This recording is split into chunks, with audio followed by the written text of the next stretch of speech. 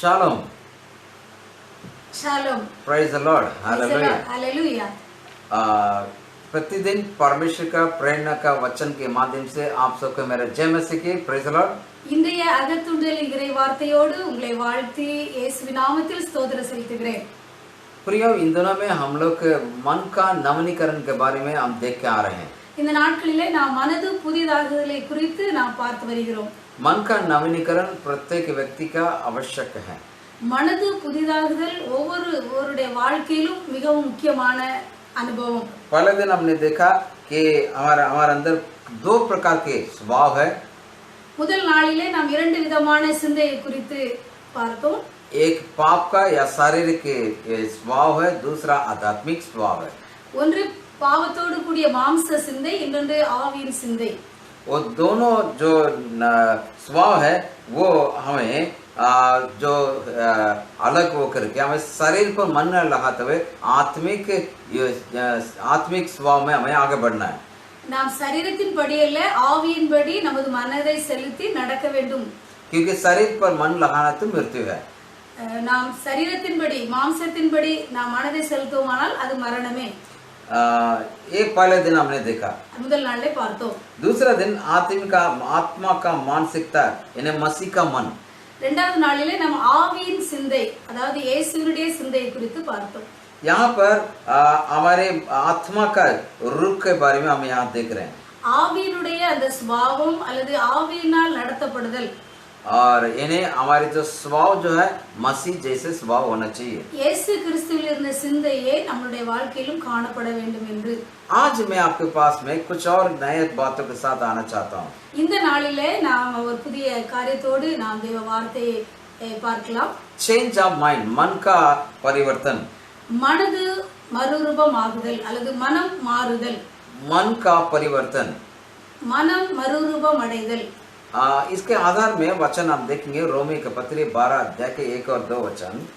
நாம் இந்த நாளிலே பார்த்து வருகிறபடி ரோமர் 12 அதிகாரம் 1-2 வசனத்தின்படி, इसलिए है भाइयों, मैं तुमसे परमेश्वर की दया का स्मरण दिलाकर विनती करता हूँ कि अपने शरीर को जीवित और पवित्र और परमेश्वर का भागता हुआ बलिदान करके चढ़ाओ, यही तुम्हारी आत्मिक सेवा है. அப்படி இருக்க சகோதரரே, நீங்கள் உங்கள் சரீரங்களை பரிசுத்தமும் தேவனுக்கு பிரியமான ஜீவ பலியாக ஒப்பு கொடுக்க வேண்டும் என்று தேவனுடைய இரக்கங்களை முன்னிட்டு உங்களை வேண்டிக் கொள்கிறேன். இதுவே நீங்கள் செய்யத்தக்க புத்தியுள்ள ஆராதனை. इस संसार के सदृश ना बनो, परंतु तुम्हारे मन के नए हो जाने से तुम्हारे चाल चलन भी बढ़ता जाए, जिससे तुम परमेश्वर के बलि और भावती और सिद्ध इच्छा अनुभव से मालूम करते रहो. நீங்கள் இந்த பிரபஞ்சத்திற்கு ஒத்த வேஷம் தெரியாமல் தேவனுடைய நன்மையும் பிரியமும் பரிபூர்ணமான சித்தம் இன்னதென்று பகுத்தறியத்தக்கதாக உங்கள் மனம் புதிதாகிறதுனாலே மறுரூபமாகுங்கள். प्रिय, कल हम फिलिपियों के पत्री 2 अध्याय के 6 से लेकर 8 वचन तक यीशु मसीह कैसे अपने आप को नम्र रखें, अपने आप को ये पूरा रीति से प्रभु का हाथ में समर्पण किए. நேற்று பார்த்தோம் பிலிப்பியர் 2 அதிகாரம் 5 வசனம் முதல் 8 வசனம் வரை இயேசு கிறிஸ்து எவ்விதமாக தன்னை தானே வெறுமையாக்கி தாழ்த்தி அடிமையின் ரூபம் எடுத்து அவர் கீழ்ப்படிந்தார் என்று. यीशु मसीह अपने आप को इतना नम्र रखे कि वो मृत्यु को भी सह लिए. மரண பரியந்தமும் அவர் கீழ்ப்படிந்தவராகி அவர் தன்னை அவர் தாழ்த்தினதை பார்த்தோம். जबकि परमेश्वर के समानता में परमेश्वर के साथ साथ इस पृथ्वी का सब चीज उत्पन्न किए. இயேசு கிறிஸ்து பிதாவுடைய தன்மையுடையவராய் அவருக்கு சமமாக இருந்ததை उसके बावजूद भी அப்படி இருந்தும் अपने आप को नम्र रखे. தன்னைத்தானே அவர் தாழ்த்தினார். तो हमें भी इस प्रकार पूर्ण रीति से अपने शरीर को पवित्र और परमेश्वर का भागता हुआ बलिदान करके हमें चढ़ाना पड़ेगा. இவ்விதமாக நாமும் நமது சரீரங்களை பரிசுத்தமும் தேவனுக்கு பிரியமான ஜீவ பலியாக ஒப்பு கொடுக்க வேண்டும். இதுவே புத்தியுள்ள ஆராதனை. तो यहाँ पर पौलुस कहते हैं तुम्हारे शरीर को, हमारे शरीर को, अपने शरीर को. இதுல நம்ம பார்க்கிறோம் உங்கள் சரீரங்களை. तो हमारे इस शरीर को पवित्र और जीवते और भागता हुआ बलिदान. உங்கள் சரீரங்களை பரிசுத்தமும் தேவனுக்கு பிரியமான ஜீவ பலியாக ஒப்பு கொடுக்க. यहाँ पर 3 बात कह रहे हैं. तुम्हारे शरीर को पवित्र भी करो और उसकी जीवित भी रखो और उसके साथ साथ भावता यानी परमेश्वर को प्रसन्न करने वाले बलि। இதுல மூன்று காரியங்களை பார்த்தோம். ஒன்று சரீரத்தை பரிசுத்தமும் தேவனுக்கு பிரியமான ஜீவ பலியாக ஒப்பு கொடுக்க வேண்டியது அவசியம். நம்முடைய சரீரத்தை பரிசுத்தமாகவும் அவருக்கு பிரியம் உள்ளதாகவும் ஜீவ பலியாகவும் மூன்று காரியங்கள். इधर हम देख रहे हैं कि परमेश्वर इस प्रकार से यहाँ पौलुस के द्वारा ये प्रकटीकरण किया या प्रकाशन दिया कि हमारे इस शरीर को इस प्रकार पवित्र जीवित और ग्रहण योग्य बलिदान चढ़ाव करके यानी बलि चढ़ाव करके कहा. இதுல நம்ம பார்த்தபடி சரீரத்தை பரிசுத்தமும் தேவனுக்கு பிரியமான ஜீவ பலியாக ஒப்பு கொடுப்பதே ஆராதனை. जीव बलियाग ஒப்பு கொடுப்பதே தேவனுக்கு பிரியமுள்ள ஆராதனை. यहाँ शरीर को इस प्रकार के बलि चढ़ाओ. சரீரத்தை ஜீவ பலியாக ஒப்பு கொடுத்தல். सैक्रिफाइसिंग. त्यागम. इस प्रकार हमें त्यागना है. हमारे शरीर को इस प्रकार परमेश्वर के लिए बलि चढ़ाओ या त्यागो. இவ்விதமாக நம்ம சரீரத்தை ஜீவ பலியாக ஒப்பு கொடுத்தல் அல்லது தியாகம் பண்ணுதல். और जुना नियम में पुराने नियम में हम क्या देखते थे? பழைய ஏற்பாட்டின் காலத்திலே நாம் பார்க்கிறோம் वहाँ पाप के प्रायश्चित के लिए बलि चढ़ाया करते थे. பாவத்திற்கு प्रायश्चितமாக அவர்கள் ஒரு பலியை செலுத்த வேண்டியது இருந்தது. वो किसको चढ़ाते थे? किसी जानवर को. அதற்கு ஒரு அதாவது மிருகத்தை அவர்கள் பலி செலுத்தினார்கள். क्यों हमें जानवर को वहाँ बलि चढ़ाते थे वो लोग? ताकि उसके लहू को छिड़का से परमेश्वर हमारे पापों को माफ करता करके. எதனால் அதை பலி செலுத்தினார்கள்? அந்த மிருகத்தை பலி செலுத்தி அதனுடைய இரத்தத்தின் மூலமாக தெளித்து அதிலிருந்து விடுதலை பெறுவதற்கு. प्रियो, उन दोनों में बलि मतलब किसी जानवर को बलिदान चढ़ाना था. கடந்த பழைய ஏற்பாட்டின் காலத்திலே ஒரு மிருகத்தை பலி செலுத்துவது. लेकिन अब नए नियम के अनुसार यदि बलि मतलब क्या है? புதிய ஏற்பாட்டின் காலத்திலே நம் ஜீவ பலி அல்லது பலி என்றால் என்ன? वो हमारे इस शरीर को நம்முடைய சரீரங்களை पवित्र பரிசுத்தமும் जीवित ஜீவனும் और भावता हुआ बलिदान ஜீவ பலியாக ஒப்பு கொடுத்தல். परिशुद्धமும் जीवनम தேவனுக்கு பிரியமான பலி. तो मेरे प्रियो, यहाँ पर परमेश्वर हमारे इस शरीर को पवित्र और जीवित और भावता हुआ बलिदान करके चढ़ाव करके कहा.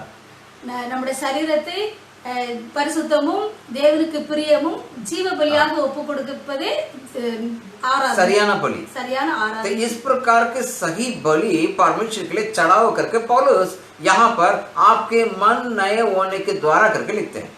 இந்த பலி செலுத்துவது நிமித்தமாக நம்முடைய மனதானது புதிதாகிறதை குறித்து இங்க சொல்லுகிறார். प्रियो, यहाँ पर हमारे जो शरीर जो है उसके एक मैं आपको बताना चाहूँगा, ये शरीर को एक व्हीकल, एक वाहन के साथ मैं आपको एक एग्जाम्पल बताना चाहूँगा. இந்த சரீரத்தை ஒரு வாகனத்திற்கு ஒப்பிட்டு நான் விளக்க ஆசைப்படுகிறேன். एक मोटर बाइक ले लीजिए. ஒரு மோட்டார் சைக்கிளை எடுத்துக்கொண்டால், வண்டி எடுத்துக்கொண்டால் वो चलती है. அது செல்லும் போது स्टार्ट करते वो चलने लगती है. நம்ம அதை ஸ்டார்ட் பண்ண உடனே அது போகுது. और उसको जब चलती है कई लोग बोलते हैं वाह वाह मेरा बाइक कितना बढ़िया चलती है. நான் உடனே சொல்றேன் இந்த பைக் எவ்வளவு ஸ்மூத்தா எவ்வளவு அருமையா ரொம்ப நல்லா ஓடுது அப்படின்னு சொல்றோம். तब एग्जाम्पल बता रहा हूँ, मेरा जो बाइक लेके 4 साल हो गया. என்னுடைய வண்டி வாங்கி 4 ஆண்டுகள் ஆகிறது. 4 साल कंप्लीट होने के बाद भी जब भी कोई भी मेरा बाइक को देखता है, साहब ये कितने महीने के पहले आपने खरीदा? என்னுடைய வண்டியை யாராவது வாங்கி பயன்படுத்தினால் இது எத்தனை மாதங்கள் ஆகிறது என்று சொல்லி கேட்பார்கள். क्योंकि गाड़ी एकदम स्मूथ है, एकदम अच्छी है, सुंदर दिखती है और पुराना नहीं दिखती है. வண்டி மிகவும் அருமையா இருக்கும் ஓட்டுறதுக்கு. அது ரொம்ப சாஃப்டா, அதனால ரொம்ப பழசாவும் தெரியாது, ரொம்ப நீட்டா அழகா இருக்கிறதுனால அவங்களுடைய பார்வையில கேட்பது உண்டு. यहाँ पर मैं इस प्रकार से बताता हूँ, लेकिन बाइक चलती नहीं है. बाइक के अंदर का एक इंजन है वो काम करती है. அதான் மோட்டார் வண்டி ஓடுவதில்லை, ஆனா அதற்குள்ள இருக்கிற அந்த மிஷன், அந்த இயந்திரமானது அதை ஓட்டுகிறது. तो कोई भी ये नहीं बताता इसके इंजन कैसा है, इसके इंजन वैल्यू क्या है, लेकिन वो ये देखता है इस बाइक का बाहरी रूप देखकर, बाहर जो सुंदरता को देखकर, बाहर जो अच्छाई को देखकर बाइक को पैसे को निर्णय करते हैं. பைக் எப்படி ஓடுது அப்படின்னு தான் சொல்றமே ஒழிய அது உள்ள இருக்கிற எப்படி ஓடுதுன்னு யாரும் சொல்ல மாட்டாங்க. சொல்லுவாங்க ஆனா உள்ள இருக்கிற इंजन குறித்து யாரும் சொல்றது இல்லை.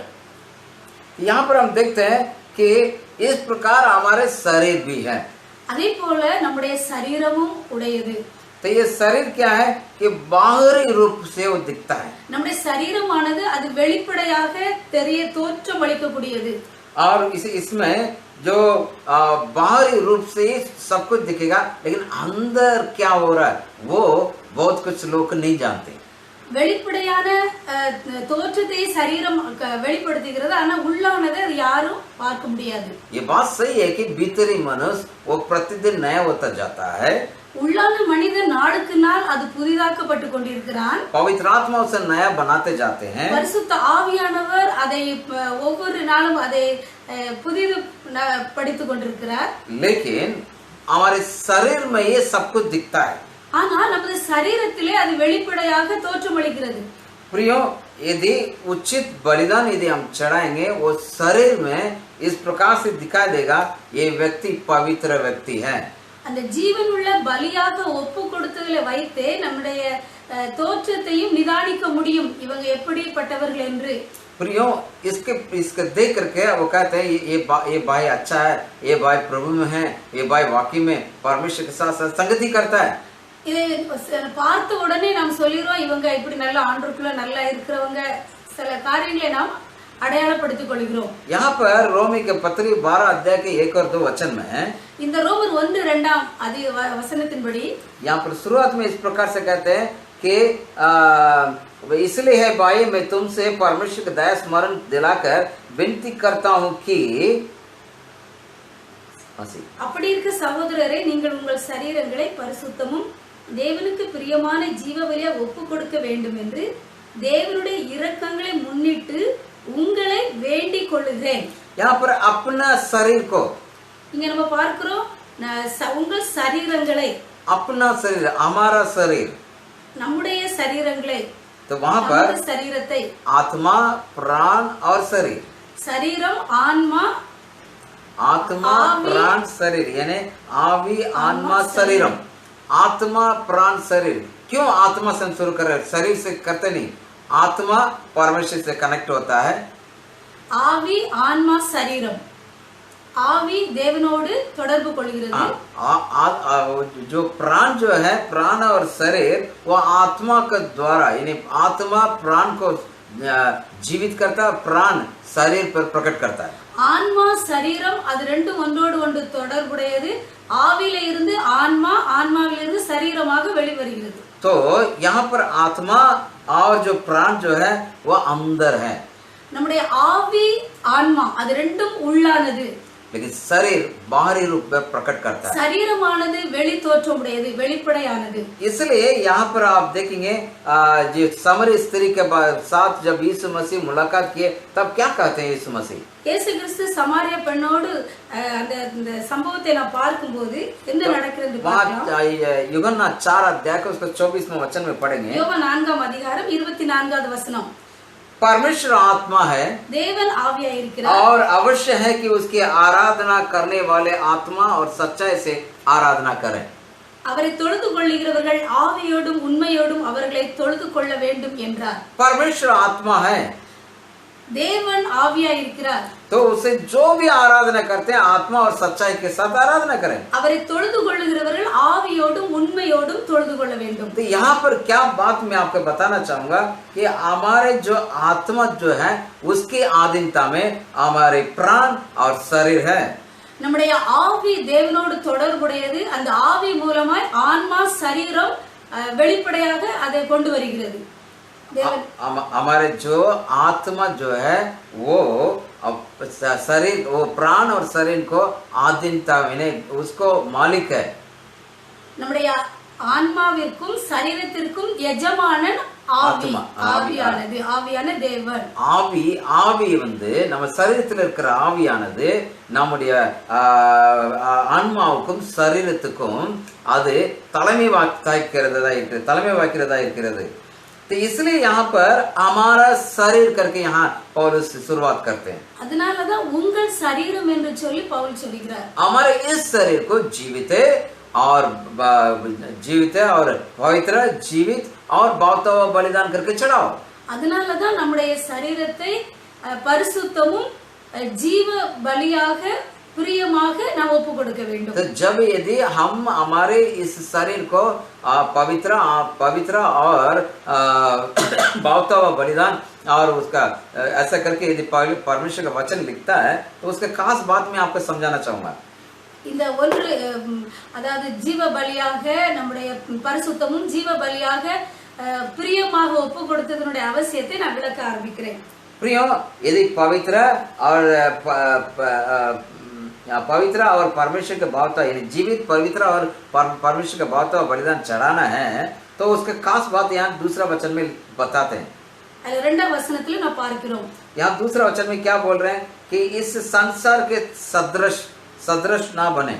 இப்பிரபஞ்சத்திற்கு ஒத்த வேஷம் தெரியாமல். इस संसार के अनुरूप मत चलो. உலகத்திற்கு ஒத்த வேஷம் தெரியாமல். इसका मतलब क्या है? இதனுடைய அர்த்தம் என்ன? इसका बाहरी रूप क्या है? வெளிப்படையான தோற்றம் என்ன? कि आप देखेंगे तो यहाँ पर क्या है कि जो कुछ भीतर है वो आपको दिखाई नहीं देता लेकिन आपके शरीर में दिखाई देता. उसका मतलब मैं आपको समझाऊंगा. உள்ளானது நமக்கு தெரியாது, ஆனா வெளிப்படையான சரீரம் அது வெளிப்படையாக தெரியக்கூடியது. இத குறித்து நம்ம இப்ப பார்க்கலாம். इस संसार के सदृश ना बनना या उसी संसार का अनुरूप ना बनना है तो एक तितली का ले लीजिएगा. இந்த உலகத்திற்கு ஒத்த வேஷம் தெரியாமல் அதற்கு ஒரு எடுத்துக்காட்டாக வண்ணத்து பூச்சியை நாம் பார்க்கலாம். ये तितली को जब हम देखते हैं बड़ा सुंदर और बटरफ्लाई बहुत सुंदर दिखती है और जो भी तितली की देखता है उसके साथ खेलता है और उसको देखता रहता है. வண்ணத்து பூச்சியை நான் உதாரணமா எடுத்துக்கொள்ளாமல் அது பார்ப்பதற்கு மிகவும் அழகானதாக காணப்படும். அதை எடுத்து விளையாடுவதும் உண்டு. लेकिन जब उसका तितली बनने का जो प्रक्रिया है उसके यदि आप देखेंगे அந்த வண்ணத்து பூச்சி எவ்விதமாய் உருவாகிறது என்றால் शुरुआत में उसका अंडा है, முதல்ல அது ஒரு முட்டை, फिर एक लार्वा बनता है. அடுத்த ஸ்டேஜாக அது லார்வா. तो यदि आप उस लार्वा और उसके जो इस प्रकार से स्टेज आता है उस वक्त कोई भी व्यक्ति उसको देखना पसंद नहीं करेगा. जो लार्वा का जो पीरियड है कोई उसको அந்த லார்வா என்ற பருவத்தை யாருமே அது பார்க்க விரும்ப மாட்டோம், பிடிக்க மாட்டோம். क्योंकि वो दिखती अच्छी नहीं है. அது பார்ப்பதற்கு மிக அருவருப்பாக காணப்படும். लेकिन ये अंडा से लार्वा से तितली बन जाती है. முட்டையிலிருந்து லார்வா, லார்வாவிலிருந்து அது வண்ணத்து பூச்சியாய் வெளிவரும்போது इस प्रक्रिया भले बहुत समय लगता है. அந்த ஸ்டேஜ் ஆனது அந்த நிலையானது அது மாற்றமடைவதற்கு சில நாட்கள் ஆகிறது. लेकिन जैसे वो तितली बन जाती है वो बड़ी रंग बिरंगी बनती है. அந்த வண்ணத்து பூச்சியாக உருவெடுத்து வரும்போது அது பார்ப்பதற்கு மிகவும் அருமையாக காணப்படுகிறது. प्रियो, इसलिए पौलुस कहता है इस संसार के अनुसार मत चलो लेकिन क्या करो कि अपने मन नए होने के द्वारा, इसका मतलब आपके भीतर जो आत्मा के द्वारा जो नवनीकरण आ रहा है वो आपके प्राण में आकर के प्राण आपके शरीर को नवनीकरण बनाए. அதாவது எப்படி வண்ணத்து பூச்சி அந்த முட்டை லார்வாலிருந்து அது ஒரு வண்ணத்து பூச்சியாய் மிகவும் அழகாக வெளிவருகிறதோ அதே போல ஆவியில இருக்கிற உள்ளான அந்த மாற்றம் அது ஆன்மாவிற்கும் ஆன்மாவிலிருந்து கடத்தப்பட்டு சரீரத்திற்கும் அது வெளியே வந்து மகிமைப்படுத்துகிறதாய் காணப்படுகிறது. அதனால இந்த உலகத்திற்கு ஒத்த வேஷம் தரிக்க கூடாது என்று சொல்லுகிறேன். नया मतलब पूर्ण रूप से परिवर्तन. அது ஒரு புதிய மனிதன் அல்லது புதிது என்றால் அது ஒரு மாற்றம், உருமாற்றம். पौलुस इसको बहुत समझाने के लिए बहुत अच्छी तरह बताते हैं. दूसरा कोरिन्थिय किताब 4 अध्याय उसका 7वां वचन में இது குறித்து பவுல் 2 கொரிந்தியர் 4ஆம் அதிகாரம் 7ஆம் வசனத்திலே மிகவும் திட்டம் தெளிவாக அவர் போதிக்கிறார். यहाँ पर मैं आपको पढ़ के सुनाऊंगा. दूसरा कोरिन्थिय 4 अध्याय उसका 7वां वचन. परंतु हमारे पास वो धन मिट्टी के बर्तनों में रखा है कि ये असीम सामर्थ्य हमारे ओर से नहीं वरन परमेश्वर की ओर से ठहरे. இந்த மகத்துவமுள்ள வல்லமை எங்களால் உண்டாயிராமல் தேவனால் உண்டாயிருக்கிறது என்று விளங்கும்படி இந்த பொக்கிஷத்தை மண் பாண்டங்களில் பெற்றிருக்கிறோம். ये जो धन मिट्टी के बर्तन में है मतलब இந்த பொக்கிஷமானது மண் பாண்டத்தில் பெற்றிருக்கிறோம் என்பதின் அர்த்தம் என்ன? यहाँ पर मैं आपको बताना चाहूंगा एक परिवर्तित जीवन. ஒரு உருமாற்றமுள்ள மறுரூபமான வாழ்க்கை. यानी पुराने जो हमारे चाल चलन जो था अंधकार की, அதாவது பழைய மனிதனின் அந்த இருளின் தன்மைகள் उसको त्याग के அதை விட்டு விட்டு அதை வெறுத்து விட்டு और जो अंदरी भीतरी मनुष्य को, அது உள்ளான மனிதனிலே यानी हमारे जो प्राण पर, நம்முடைய ஆன்மாவிலே तो आत्मा के द्वारा उसका नया बनाते हुए, ஆவியினாலே ஆன்மாவை புதுப்பித்துக் கொண்டு जैसे वो नया बनता हमारे शरीर में उसके नवीनीकरण दिखता है। அந்த ஆன்மாவிலே மறுரூப மாற்றம் அடைந்தது வெளியே சரீரத்திலே தோற்றமளிக்கிறது. मैं एक उदाहरण सिर्फ बताऊंगा உதாரணமாய் பார்ப்போமானால், ताकि ये सब चीजें आपको आसानी से समझ में आए। இன்னும் நீங்கள் அதிகம் எளிதாக புரிந்து கொள்ள முடியும். यूहन्ना रचित सुसमाचार 4 अध्याय में यीशु मसीह के समरी स्त्री से मुलाकात करते हैं। இயேசு கிறிஸ்து யோவான் 4ஆம் அதிகாரத்திலே சமாரிய ஸ்திரியோடு அவர் சந்தித்து உரையாடலை பார்க்கிறோம். वहाँ समरिया जब गए, वहाँ पर यीशु मसीह की प्यास लगने लगा और अपने चेलों को खाना मंगाने के लिए भेज दिया। பசி உண்டாயினபடினால் இயேசு கிறிஸ்து தன்னுடைய சீஷர்களை சாப்பாடு வாங்குறதுக்கு அனுப்பிவிட்டு அந்த கிணற்றில உட்கார்ந்திருக்கும் பொழுது சமாரிய பெண்ணோடு அங்க தொடர்பு ஏற்பட்டு பேசிக் கொண்டிருக்கிறார். तो वहाँ जैसे वो समरी स्त्री आई, वो पानी निकालने लगे, तो यीशु मसीह कहते हैं मेरे को ये पानी पिला। அந்த ஸ்திரீ வந்த உடனே எனக்கு தண்ணிக்கு தாகத்திற்கு தண்ணீர் தா என்று கேட்கிறார். तब वो स्त्री देखते हम तो समरी हैं, तुम तो यहूदी हो। நான் ஒரு சமாரிய பெண், நீர் ஒரு யூதராய் இருக்கிறீரே. तो यहूदी समरी स्त्री से पानी नहीं मांगता कभी। யூதர்கள் சமாரியரிடத்திலே அவர்கள் தண்ணீர் கேட்பதில்லை, கேட்க முடியாது. क्योंकि वो यहूदी लोग समरी को नीची जाति मानते हैं। யூத நபர்கள் சமாரிய நபர்களை ஒரு கீழ்ப்பட்ட நபர்களாக பார்ப்பதுண்டு. इसलिए वो आश्चर्यजनक बातों के साथ पूछ रही है, भाई आप एक यहूदी होकर मुझसे पानी क्यों मांगता है? அதனால அந்த பெண் வந்து ஒரு ஆச்சரியத்தோட இயேசு கிறிஸ்துவை கேட்கிறார், நீர் யூதராய் இருக்கிறீரே, என்கிட்ட நீ தண்ணீர் எப்படி கேட்க முடியும்? तब यीशु मसीह कहते तुम नहीं जानती हो मैं कौन हूँ, यदि तू जानती है तो मैं जीवन के जल की नदियां देती। அப்பொழுது இயேசு கிறிஸ்து சொல்கிறார், நீ என்னை யார் என்று அறிந்திருந்தால் நான் கேட்ட உடனே தாகத்திற்கு தண்ணீர் தந்திருப்பாய்। क्योंकि वो जीवन के जल की नदी दे रहा है। मैं जो पानी देने वाला हूँ, நான் கொடுக்கிற தண்ணீர் சாதாரணதல்ல, அது ஜீவன் உள்ளது। तो यहाँ पर ये वार्तालाप चलता रहा। वो बोल रहे तुम्हारा पास इस पानी निकालने के लिए नहीं है, ये कुआं जो है हमारे पिता याकूब का है। इस प्रकार से कई बातें हो रहा है। அங்க நம்ம பார்க்கிறோம், இந்த கிணறானது எங்களுடைய யாக்கோபினுடைய வம்சவழியினுடையது அப்படி என்று சொல்லி அந்த தொடர்புகள் संदर्भ सूழ்நிலை பேசிக் கொண்டிருக்கிறார்। तो यहाँ पर खास बातों को मैं आपको बताना चाहूंगा। वो स्त्री के बारे में यीशु मसीह कहते हैं मैं जानता हूँ तू 5 पति हो चुका तुम्हारा, अभी भी जो है वो तुम्हारा पति नहीं है। இங்க திட்டம் தெளிவாக இயேசு கிறிஸ்து அந்த ஸ்திரீனுடைய வாழ்க்கையில் உனக்கு 5 புருஷர்கள் உண்டு, இப்போ வந்து நீ கூட்டிட்டு வா அப்படின்னு இல்லைங்கிற அதையும் அவர் தெரிஞ்சது। तो यहाँ पर हम देखते हैं 5 पति होने के बाद भी वो तुम्हारा नहीं है, जो है वो भी तुम्हारा नहीं है। इसका मतलब उसके स्त्री के बारे में वो जान गया था। स्त्री का अंदरूनी बातों को प्रभु यीशु मसीह पहचान कर लिया। இயேசு கிறிஸ்து அந்த சமாரிய ஸ்திரீனுடைய உள்ளான வாழ்க்கையை அறிந்திருந்து பேசுகிறதை பார்க்கிறோம்। तो यहाँ पर यीशु मसीह कैसे पहचाना? இயேசு கிறிஸ்து அதை எவ்விதமாக அறிந்து கொண்டார்? क्योंकि परिवर्तन जैसे अंदर होगा वो शरीर में दिखता है। எவ்விதமாய் மாற்றங்கள் உள்ளே ஆகிறதோ அது வெளியே புலப்படும்। यहाँ पर उस स्त्री के बाहरी रूप में ये दिखाई दिया वो एक व्यभिचारी स्त्री है। அது வெளிப்படையாக தோற்றம் என்ன? அந்த ஸ்திரீ வந்து ஒரு விபச்சார ஸ்திரீ போன்று। तो इसलिए वहाँ यीशु मसीह जब बातचीत कर रहे थे तब यीशु मसीह ने कहा जब परमेश्वर का आराधना करना है तो उसके सच्चाई के साथ उसका आत्मा और सच्चाई के साथ आराधना करना चाहिए। அதனாலதான் இங்க இயேசு கிறிஸ்து அந்த ஸ்திரீட்ட சொல்றார், அவரை தொழுது கொள்கிறவர்கள் ஆவியோடும் உண்மையோடும் தொழுது கொள்ள வேண்டும்। वही परमेश्वर चाहता है। இதுவே ஆண்டவர் விரும்புகிற ஆராதனை। तो इस बातों को जैसे जैसे कह रहे थे उसके भीतरी मनुष्य में इन्हें आत्मा में वो नया बनने लगी। இந்த தொடர்பிலே சமாரியஸ்தருடைய வாழ்க்கையிலே ஒரு உள்ளான மாற்றம் நடைபெற்று கொண்டிருக்கிறது। वो वार्तालाप के अंदर ही उसका आत्मा बदल गया।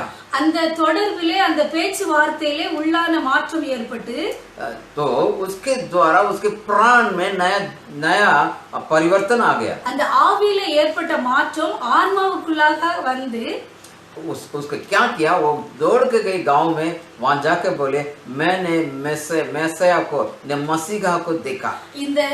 இந்த அனுபவம் உள்ள நடந்த உடனே வெளியே தன்னுடைய கிராம மக்களுக்கு போய் சென்று நான் ஒரு மேசியாவை கண்டேன் என்று சொல்லி அவர் शरीरத்தின் வழியாய் அறிக்கையிடுகிறதை பார்க்கிறோம். तो प्रियो, मैं यहाँ पर क्यों इस बात को बताता हूँ कि जैसे प्रभु यीशु मसीह उनसे वार्तालाप किए, இயேசு கிறிஸ்து எவ்விதமாக அந்த ஸ்திரியோடு தொடர்பு கொண்டு பேசிக் கொண்டிருந்தாரோ, तो जैसे वार्तालाप चलता रहा, पहले उसका आत्मा में नया परिवर्तन हुआ है. அந்த உரையாடலிலே உள்ளான ஆவியிலே மாற்றம் உண்டானது.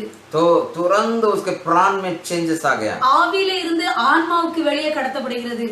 तुरंत उसके शरीर में क्या दिखा, उसका पवित्र और जीवित और भावता हुआ बलिदान चढ़ाने के लिए तैयार होगी. அது எவ்விதமாய் மாற்றுவது, ஆவியிலே இருக்கிற ஆன்மா ஆன்மாவிலே இருந்தது வெளியே எவ்விதமாய் அவரை பரிசுத்தமும் உண்மையுள்ள ஒரு தொழுகைக்குள்ளாக அவளை நடத்தியது.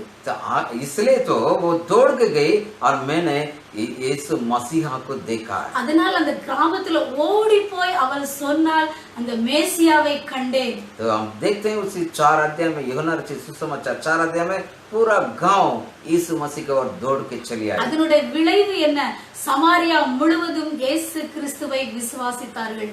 प्रियो, यहाँ पर पौलुस का मन का नवीनीकरण का मतलब, பவுல் சொல்லுகிற இந்த மனது மறுரூபமாகுதல் என்பது पहले हमारा आत्मा में बदलाव, क्योंकि परमेश्वर आत्मा से ही बात करते हैं. பரமேஸ்வர் ஆத்மாக தேவன் ஆவியா இருக்கிறார். அதனால நம்முடைய ஆவியிலே முதல்ல மாற்றம் வருகிறது. वो आत्मा प्राण को बदलता है. அந்த ஆவியில இருக்கிறது ஆன்மாவுக்கு வெளியே கடத்தப்படுகிறது. तो प्राण शरीर में प्रकट करता है. அந்த ஆன்மா வெளி தோற்றமாகிய சரீரத்துக்குள் அது கடத்தப்படுகிறது. उसके लिए मन नया होना आवश्यक है. அதற்கு நம்முடைய மனது புதிதாக வேண்டியது அவசியமானது. जैसे कि बटरफ्लाई के एक तितली बदल के रंग, एक बिरंगी तितली बन गई. எவ்விதமாக வண்ணத்து பூச்சி அது மாற்றமடைந்து ஒரு அழகாக தோற்றத்தை அளிக்கிறதோ, वैसे ही परमेश्वर हमारे मन नया परिवर्तन द्वारा शरीर में अच्छाइयाँ और परमेश्वर गुणों को प्रकट करने चाहते हैं. இவ்விதமாக நம்முடைய மனது புதிதாகிறதுனாலே நம்முடைய சரீரத்தின் வழியாக தேவனை மகிமைப்படுத்துகிற நற்காரியங்கள் வெளிப்பட முடியும். प्रिय, ये नवीनीकरण एक दिन का नहीं है, वो एक प्रक्रिया है. இந்த உருமாற்றம் என்பது ஒரு நாளில் அல்ல, அது எவ்ரிடே, தொடர்ச்சியான மாற்றங்கள். அது தொடர் நீட்சியான வளர்ந்து பெருகக்கூடிய அனுபவம். तो कल भी इसी मन नवीनीकरण का प्रक्रिया के बारे में और जानेंगे.